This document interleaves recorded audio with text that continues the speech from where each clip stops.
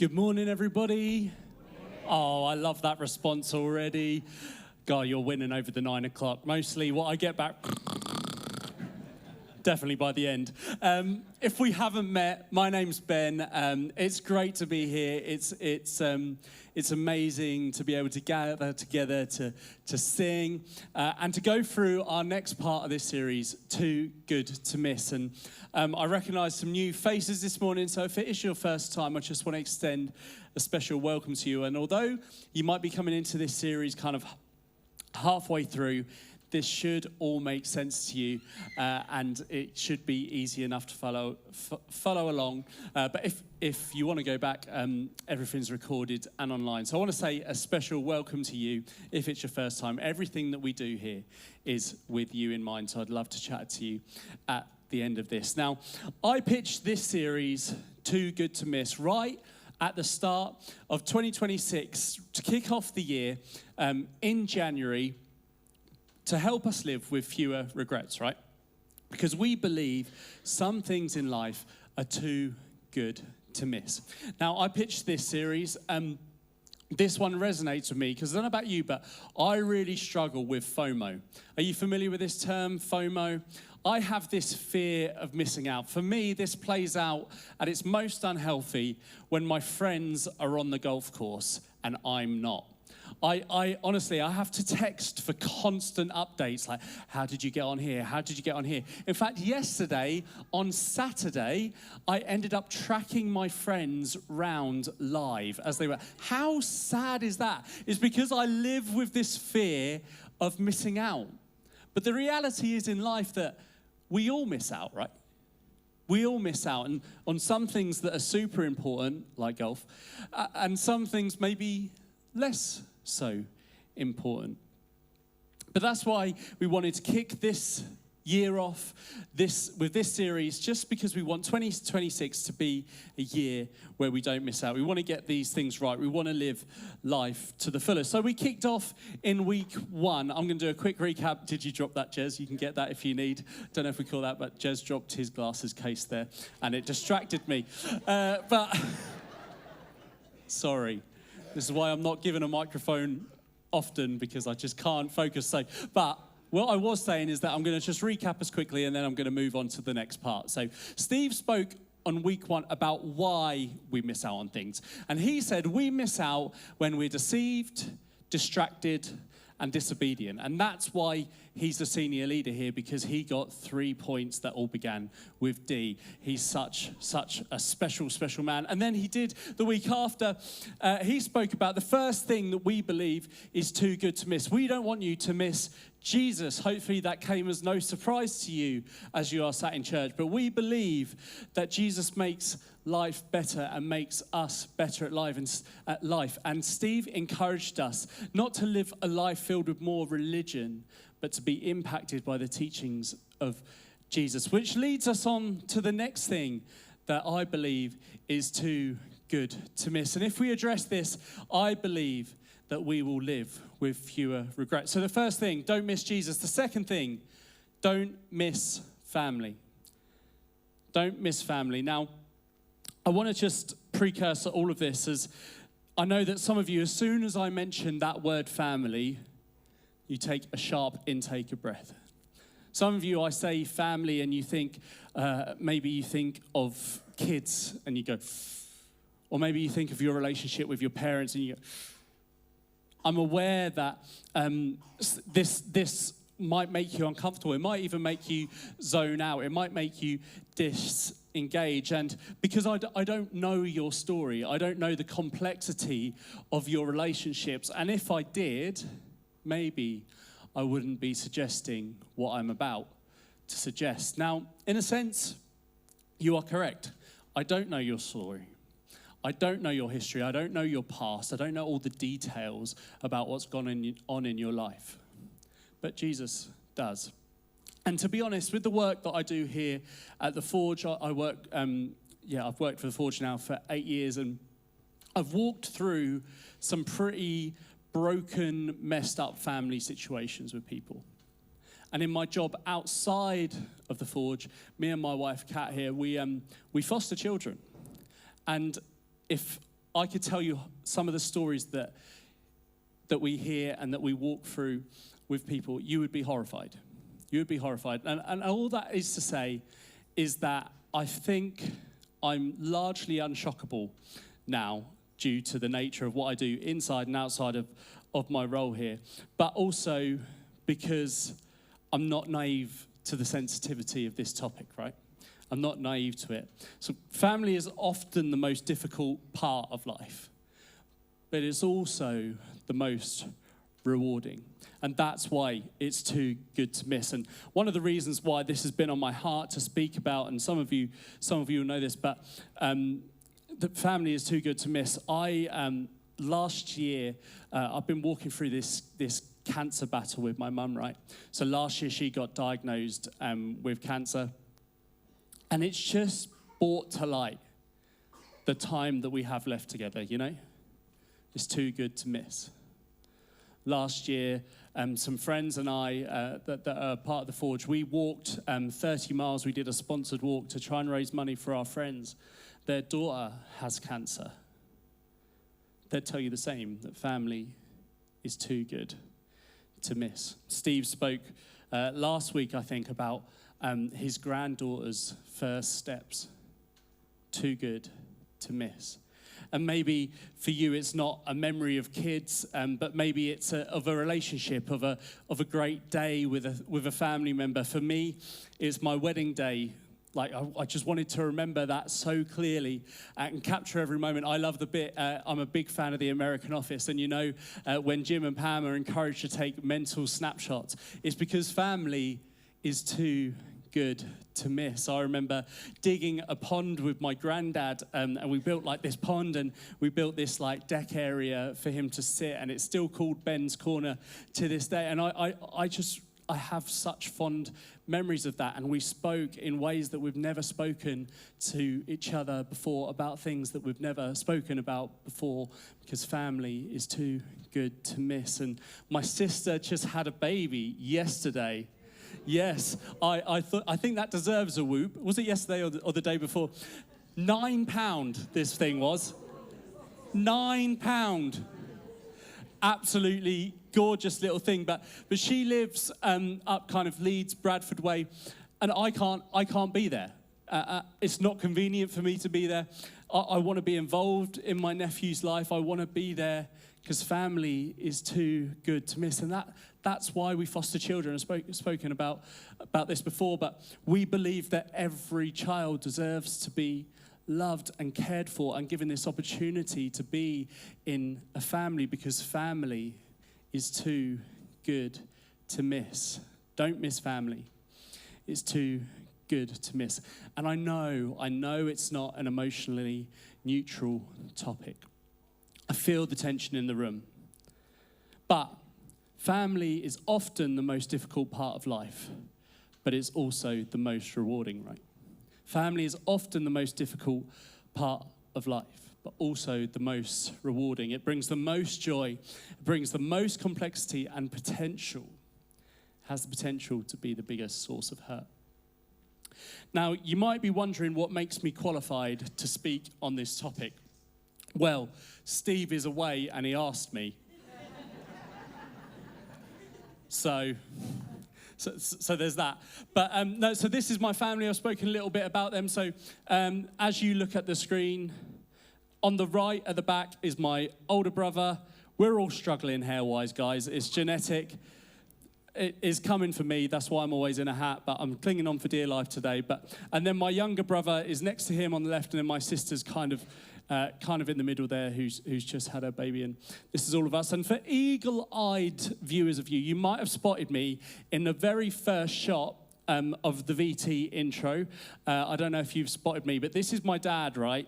Mercilessly scoring. This is me in goal, right? Just collecting the ball now. That's my older brother in the 96 Gaza shirt. And my dad just scoring against me. Look how he celebrates. With absolute... This is the pleasure he takes from scoring against me.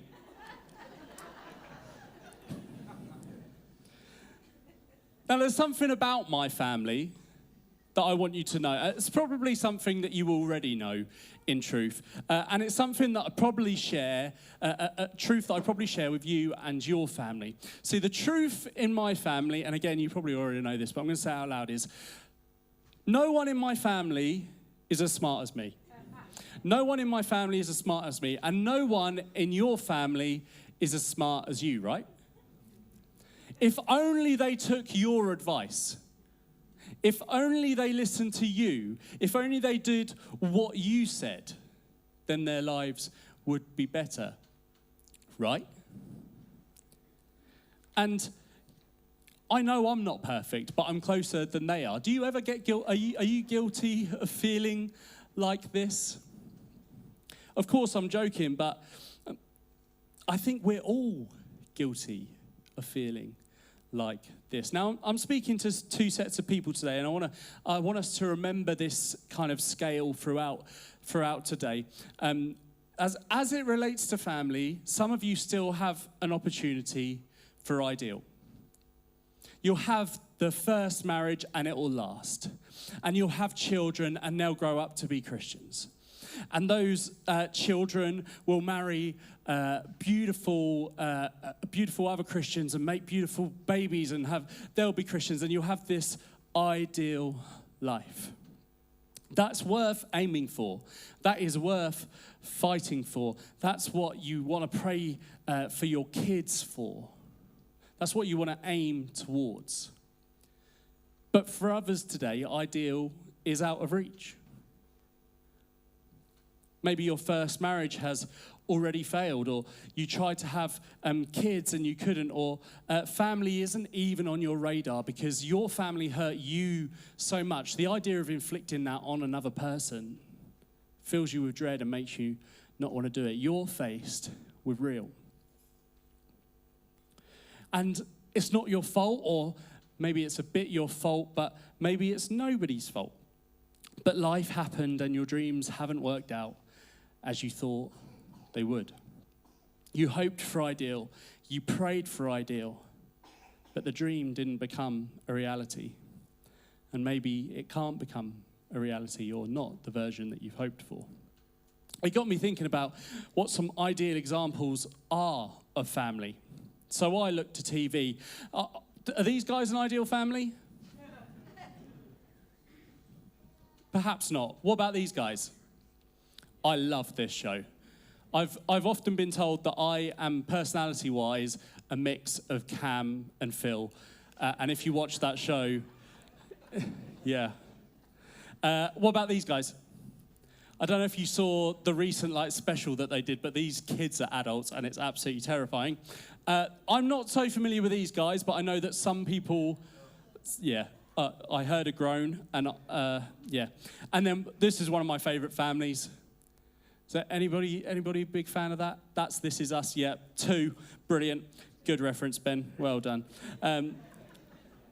But maybe as we're in church, I shouldn't look to TV for examples. Maybe I should look to the Bible. Now, if it's any consolation to you, there are no good examples of family in the Bible. There's virtually no good examples of family in the Bible. And the ones that we do know about are absolute disasters. The first family that's written about in the Bible, the first son in the Bible murders his brother. A bit later down the story, again, if it's your first time in church, you probably still have heard of these characters. Abraham, right, who's chosen to lead God's people into the promised land, right? He lies about his wife being his wife and says that it's his sister.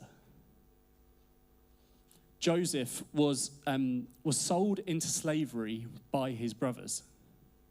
And David was a disaster of a husband. He wasn't faithful. He was a disaster of a father, even by ancient standards.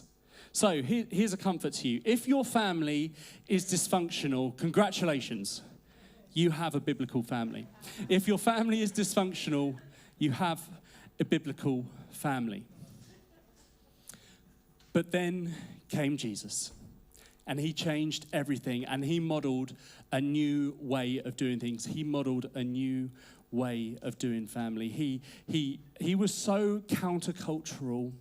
It's amazing that it ever caught on, that his teachings ever caught. I mean, think about the teachings of Jesus, right? He promoted women. He promoted the value of women and children that was in a way that was so countercultural to its day.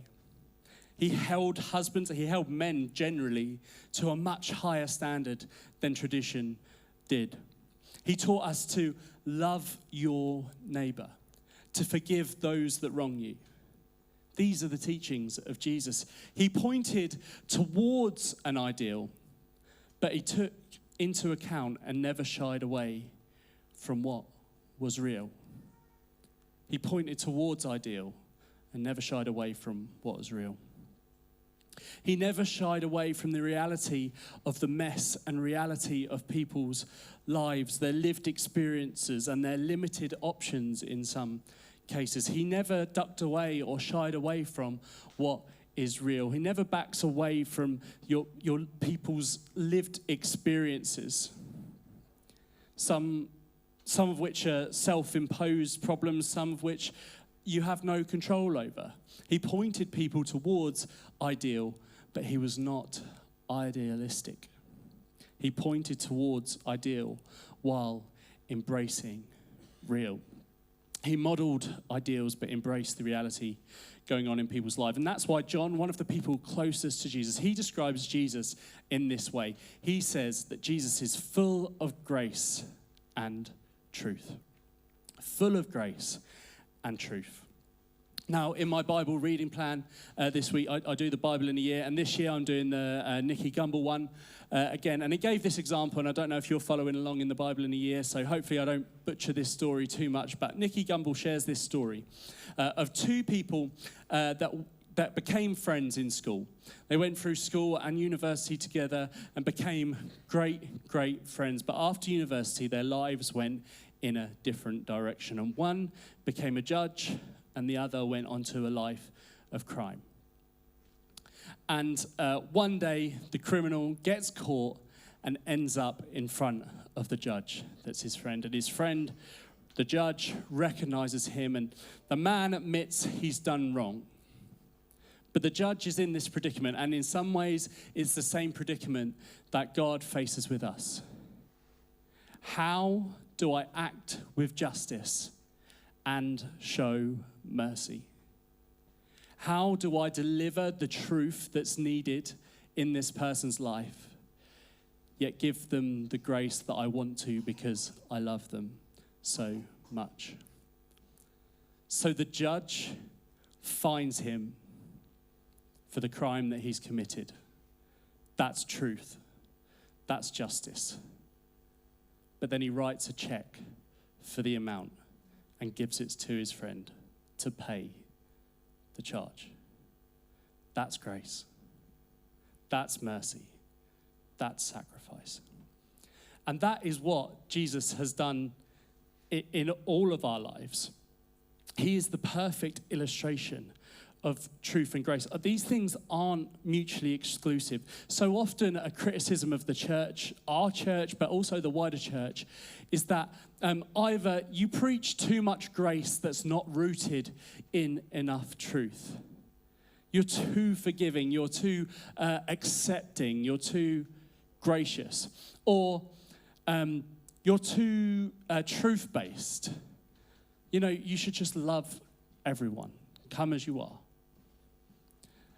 But the thing is, these two things aren't mutually exclusive because Jesus was truth and grace. He didn't have to tread the line between these two things. He was 100% full of grace and 100% full of truth all of the time. He never dumbed down the truth to make people feel good about themselves. And he never turned down the grace because he loves us so much. And that's why he invites us. There's this invitation, and it's the same as the invitation was 2,000 years ago to those first followers. And the invitation is, follow me. It's so powerful because he sees the real you. He sees the warts and all, And he said, everyone has a step they can take. Follow me. Because Jesus accepts what's real and celebrates the ideal. That's what we need to do. Accept what's real and celebrate the ideal. That's our lesson.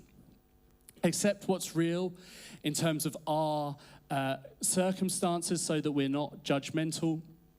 Accept what's real, but never forget to celebrate ideal. You see, it's human nature to discourage and disparage others, right? The ideals that we don't think we can live up to.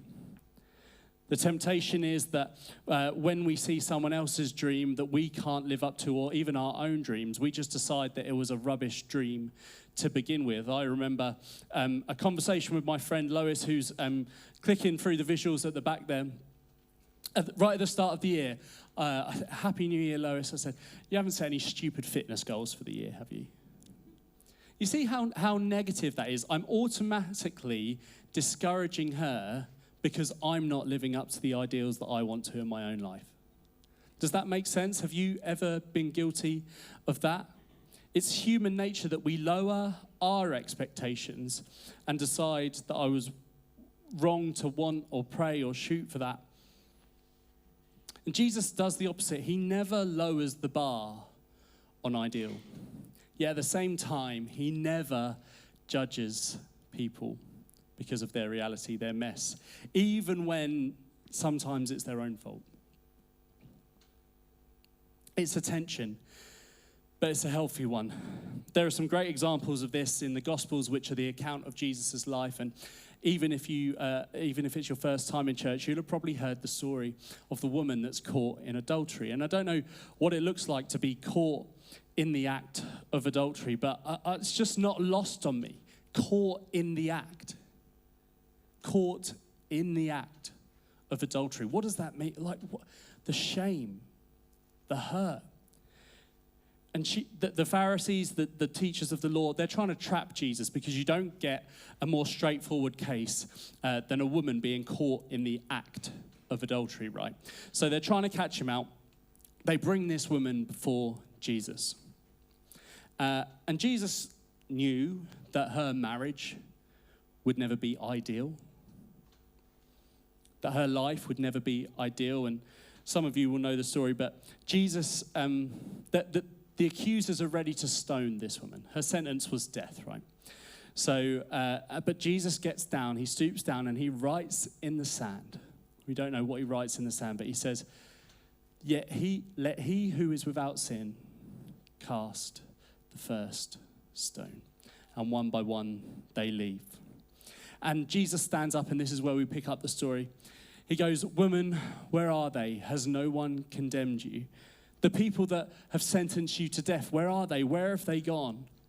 Who is left? No one, sir, she said. And he says, then neither do I condemn you. You see, he's so full of grace. Jesus knew her story. He saw the real in her story, and he knows your story.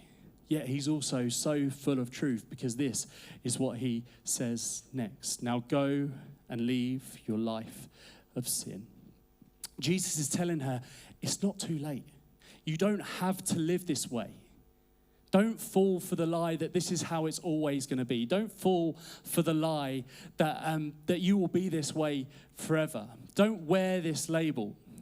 Take the first step for a better way to live. Leave your life of sin. Her life would never be ideal, but Jesus invites her to move in the right direction. Where she matters, the choices that she makes matter. There is a better way to live. He says, follow me. And later, the apostles, Peter and Paul, they collect kind of Jesus' teaching and feed them out to the early church as they're scattered.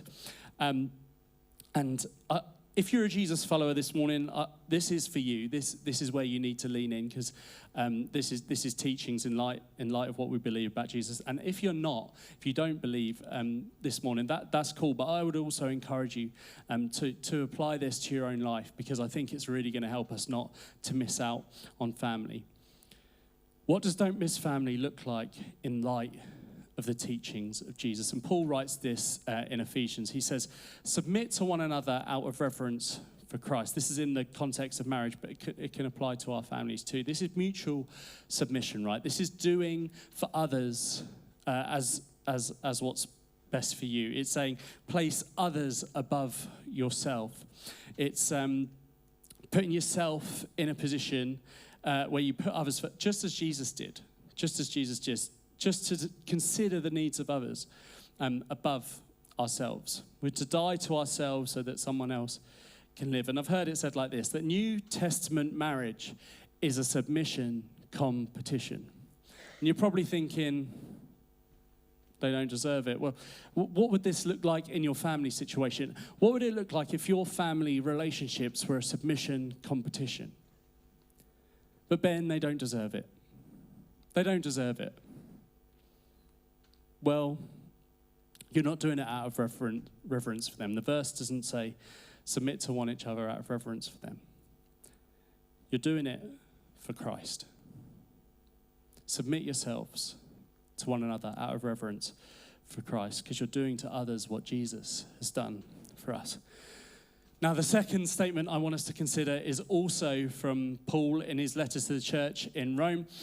When he's writing this, he knows that he's dealing with a people that are living more on the scale of real than ideal. So he writes, if it is possible, you're not holding all the cards, but as far as it depends on you, depending on your circumstances, you can't control the other end, the other person's choices in that relationship. But to what degree of influence you have, to whatever leverage you have, be at peace with everyone. Do everything you can to remove obstacles to peace. There are no guarantees, but our job is an outcome. Our job is obedience. It's doing for others as Christ has done for you. It isn't about outcomes, it's about replicating the life of Jesus within your own family. Do everything you can to remove every obstacle to peace. What would that look like? What would that look like for you? What would that look like in the situation in your family? And in many cases, reconciliation might not be possible. It might be unwise. It might be unsafe. But what can you do to remove any obstacle to peace between you and the other person? If your goal wasn't reconciliation, but was to simply have no more regret. This is something that me and my wife, we have had to walk through this past kind of 18 months or so in a very, very real way. We have a situation with a family member where reconciliation is not possible, and it's not safe, and it's not wise. So we are doing our very best by the grace of God to remove every obstacle, every barrier to us living in peace with this situation. And she is a lot better at it than I am. She is so much more gracious, so much more kind, so much more Christ-like. And I don't say that to brag on her, maybe a little bit, but also just to say that just because I'm holding the microphone, just because I work for the church, doesn't fix my issue with this, right? I have to battle with letting go of anger every single day.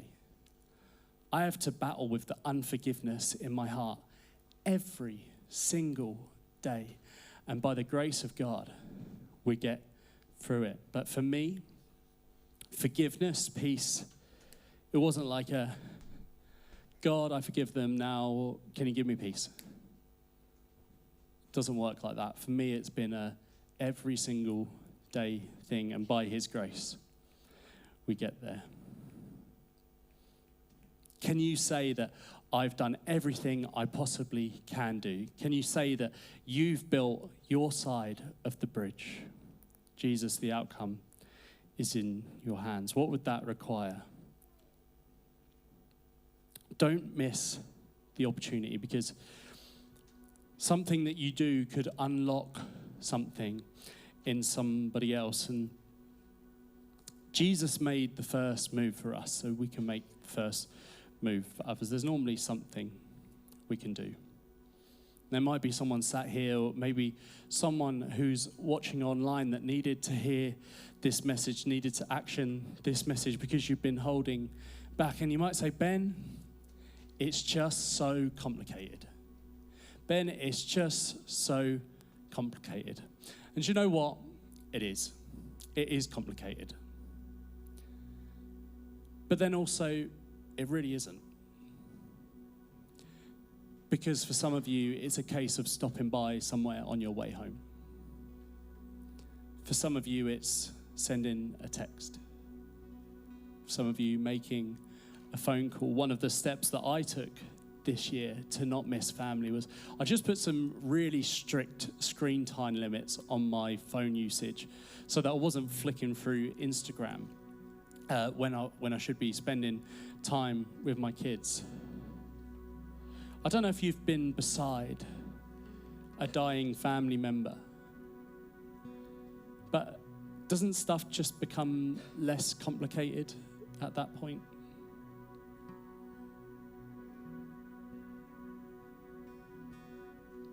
I remember how things became a lot less complicated when I held my mum's hand when they gave her the news. Don't wait till it's too late. This family is too good to miss. The way of Jesus is the way forward. No matter where you're starting from, no matter where you are on this scale of real and ideal. So just to close, just to summarize, we want to accept what's real and celebrate the ideal. See your relationships with your family as a submission competition and do everything in your power to live at peace. Should we stand together? Father God, we're so grateful for this time together, for this community together. And Lord, I just want to pray for the hurt in the room. I just want to acknowledge that and just say, just thank you that you're a God that knows.